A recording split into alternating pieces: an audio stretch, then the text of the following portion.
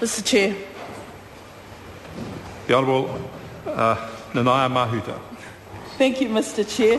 This is a very specific clause, and when we look and listen to the speaker previously, my colleague Chris Hipkins, the questions that he was raising actually is fundamental and germane to Clause 3. This Act binds the Crown, and the question is the Crown capable of achieving what it said it would achieve? Yes. And we have very serious questions about that, because if this is the Act that will address the huge differential between domestic and industrial energy consumers, the Crown will be bound by the solutions in this Act. Will they be able to deliver on that particular issue? I think not, but we can explain that further on in the bill, Mr Speaker.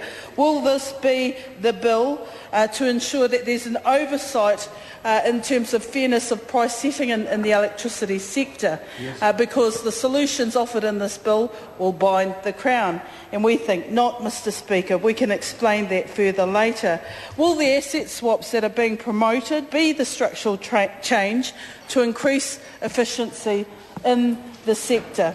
And we have grave concerns about the fact that asset swaps may actually not deliver what the government thinks it will, yet they are bound by the solutions that they've promoted to the public, that this is the structural change that will increase overall efficiency and perhaps price benefits to consumers. However, as the point was made by Chris Hipkins, and also in our first readings and subsequent submissions to the Select Committee, there are a number of concerns raised about asset swaps and that structural change not delivering what the government says that it will.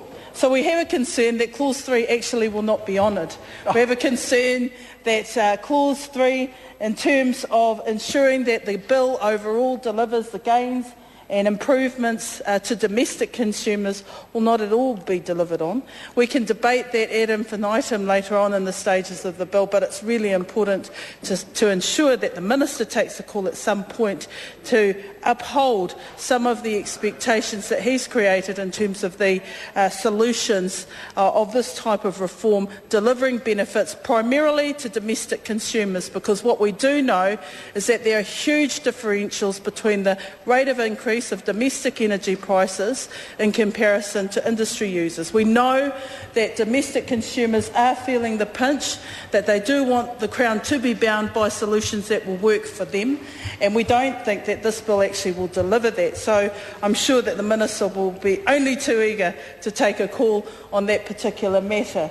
Mr Speaker, Mr Chair, it's a short clause of the Act, but it's the most crucial clause, because if the Minister is true to his word and that this bill will deliver the gains that he said to many New Zealanders throughout, that it will tackle the price increases that many households have felt, then he should be able to explain that in the House today.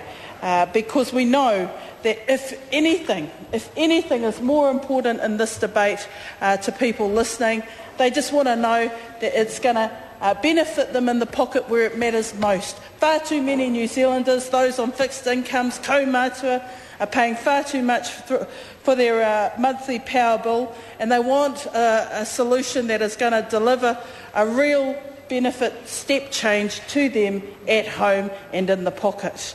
Mr Speaker, I don't think asset swaps will do that. I don't think that the limited role of the authority will achieve that, and I certainly don't think in the immediate to medium term we will actually see a huge drop in price through shopping around. I think there are some huge challenges in the shopping around message that the government is promoting. It applies to electricity but not gas if you're swapping from your providers there, and I think that there are some oversights in the way that the government is pushing through with this particular bit of legislation. But as I say, Clause 3 is a very short clause. It binds the Crown.